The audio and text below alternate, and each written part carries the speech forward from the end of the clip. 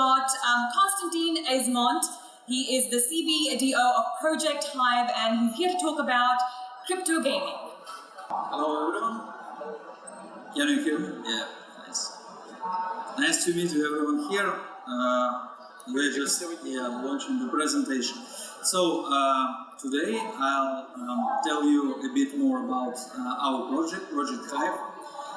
What we are building, we are building the actual game, much closer to the traditional gaming industry projects than almost any other crypto gamified project in existence. We in Project Hive, in our team, we put the in the term game fee, we put the game word first, not the financial part first, because we believe that the truly sustainable in the long term, truly long-term sustainable project in terms of economy, in terms of entertaining and fun for the players can be only based on the gaming part. So the game has to be entertaining for players, has to be interesting for players, and has to be fun in the first place.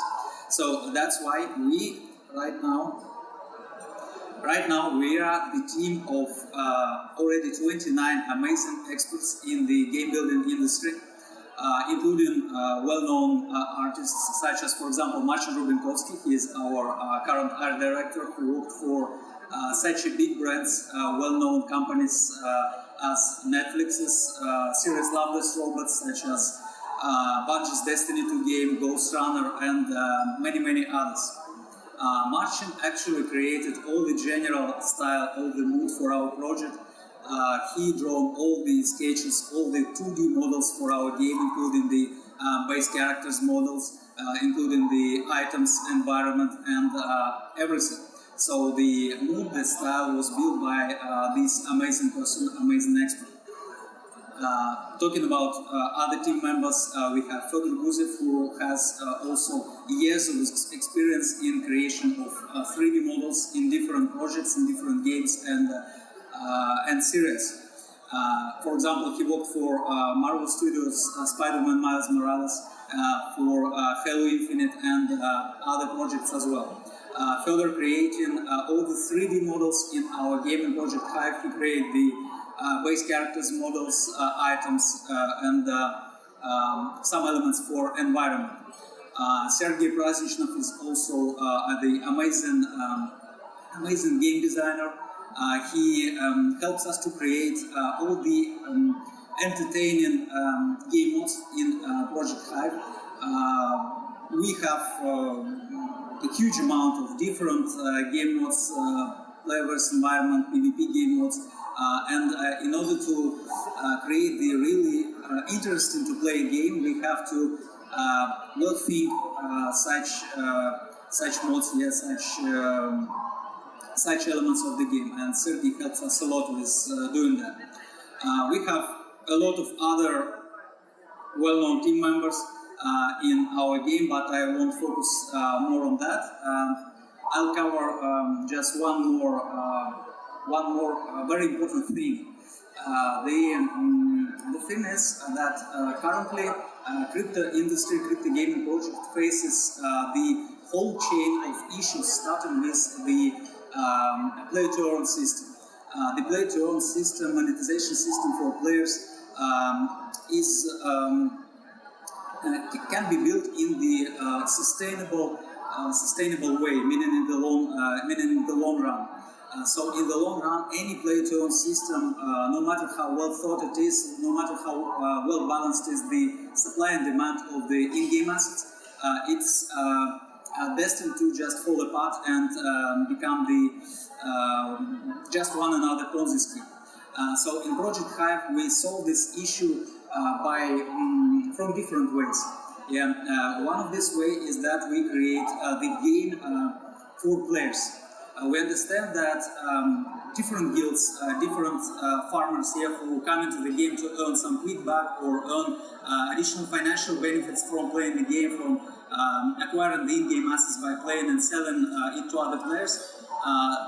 Those people are important, those players are very important, but we also understand that in order for these players to be able to sell all those assets inside the game, there should be the demand for those assets, and the demand provided by heavy spenders, by whales, and in order to attract those players in our game from traditional gaming industry, from crypto gaming industry, we have to create the game dedicated for them, with amazing graphics, with amazing, entertaining, challenging game modes, so players will be able to receive the self-information from playing the game. And this is the essential part. That's why we create the game for players. We create the game first. We put the game first. The other thing is that we create the whole chain of monetization for our players inside the game. It all begins with basic play-to-earn mechanics. So players will be able to just purchase the starter packs, start playing the game, receive the in-game currency, and after that either spend this currency for creation, crafting, and merging of different items inside the game, equipable items, or to just sell this currency on the open market and earn a quick buck. This is the basics. So players will be able to challenge different daily activities in player-less environment, or player-less player different in-game modes. But that's only the first step. The second step is the true end-game content of Project Hive, the clan wars, the territory wars. The territory wars actually is the system that allows clans in our game to receive the passive income from conquering territories on the in-game map. And this passive income, the main point of that, is that this passive income won't affect the inflation rate inside the game. I mean, in the negative way. So this passive income will be generated in the outside staking or lending pools, and they get paid to our clans inside our game. So this is one of the main in-game mechanics of our game. So the idea here is as follows. Inside the game we will have marketplaces. Marketplaces for equipable items created by players, and marketplace for cosmetic items. We as developers will receive particular predetermined fee from players trading on those marketplaces. But we won't put those fees totally in our own developers' pocket. We will set part of those fees aside, and we will accumulate those fees. After the accumulated fees amount reach particular predetermined threshold, the new territory will appear on our in-game map inside the game, and this territory will become available for conquest by the clans inside the game. One moment, we have this somewhere. Yeah, here it is, the clan war system. So after clan inside the game will conquer this particular territory, we will have the voting event for our governance tokens community. Governance token holders will be able to determine in which outside staking or lending pool will those accumulated fees generated from marketplaces will be sent into.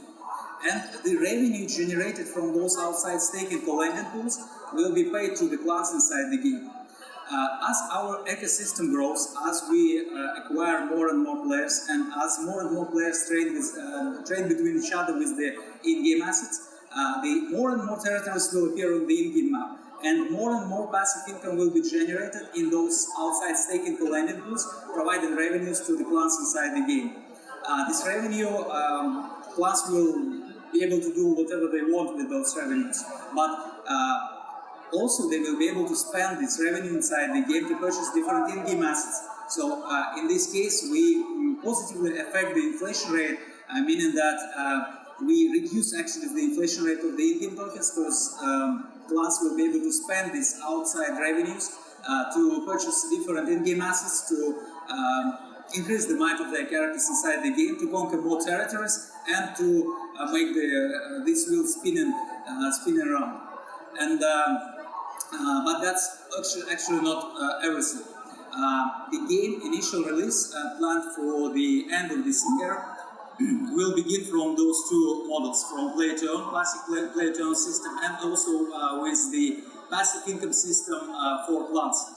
But in 3 to 6 months we will also present the win-to-earn system inside the game. So this will become the last step in creation of long-term sustainable economy inside the game. By introducing the win-to-earn system, different in-game mechanics, different tournaments for players, where players won't be able to earn anything without someone losing something. By introducing this system, we will put the game on the rails of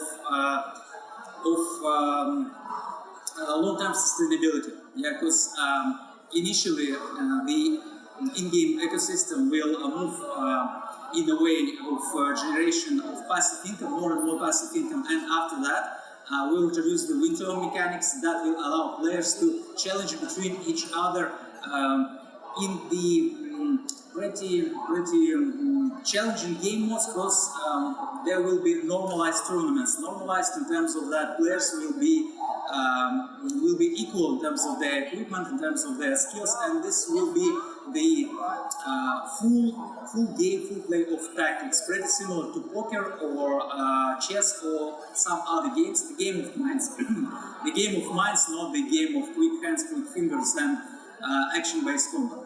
So that's basically it about the economy system.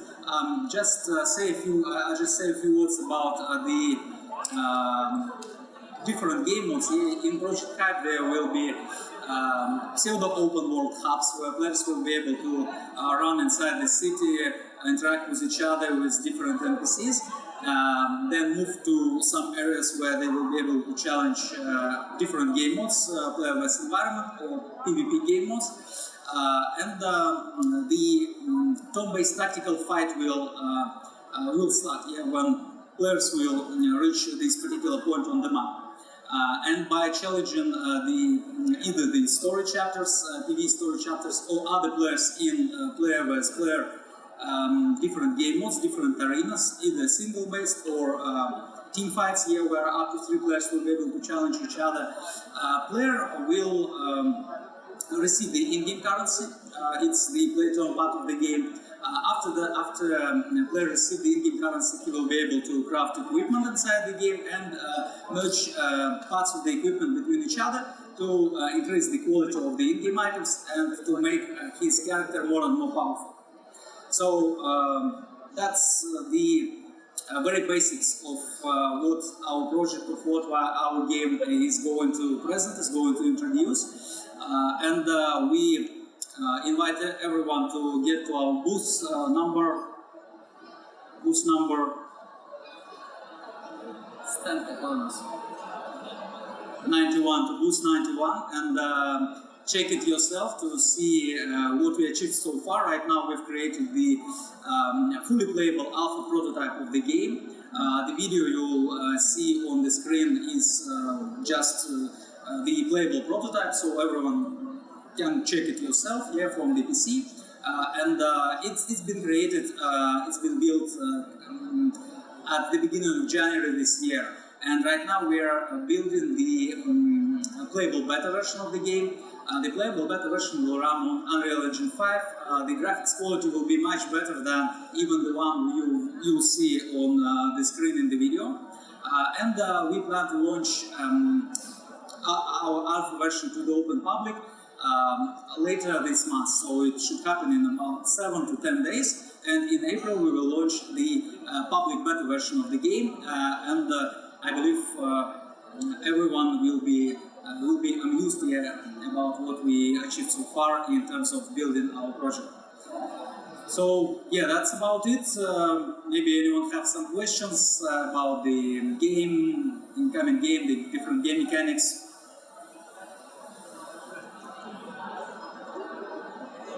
Yes. Yeah, guys. Thank you everyone.